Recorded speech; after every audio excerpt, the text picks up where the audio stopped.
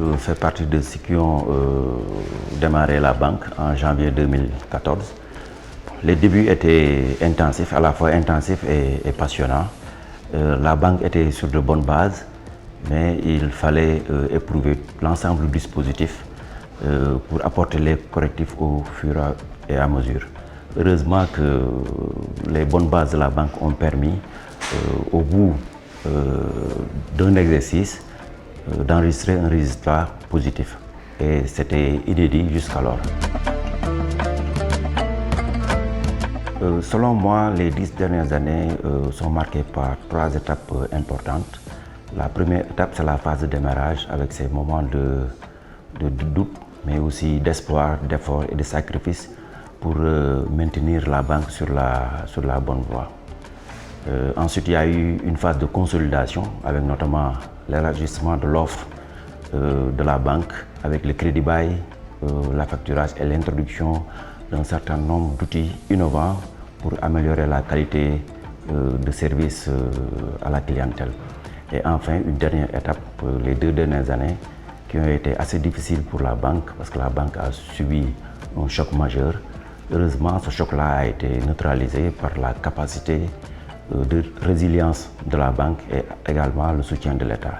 Et c'est durant cette dernière étape-là que la banque a connu une augmentation de capital considérable, passant de 11 milliards à 52 milliards de francs CFA.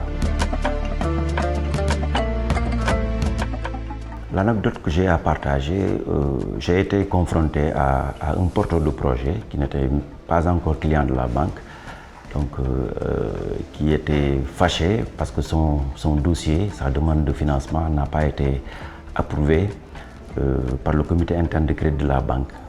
Donc il y a eu une altercation avec ce dernier et il est allé même jusqu'à me menacer de saisir les autorités étatiques. Alors si je raconte cette anecdote-là, c'est pour signaler le fait que la plupart des porteurs de projets ou des clients pensent qu'avec des institutions mises en place par l'État comme la BNDE, l'accès au financement doit être une simple formalité, alors que la banque est assujettie à la même réglementation bancaire que les autres banques de la place.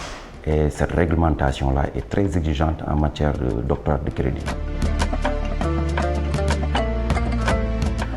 Je vois l'avenir de la BNDE avec beaucoup d'optimisme, de sérénité, parce que les atouts sont là pour faire de la BNDE un acteur majeur du financement de l'économie. Et parmi ces atouts, il y a une équipe dirigeante expérimentée et entreprenante. Il y a un personnel chevronné, conscient des enjeux, des défis et des valeurs à mettre en avant. Il y a également le soutien de l'État dans sa volonté d'accompagner l'expansion de la BNDE.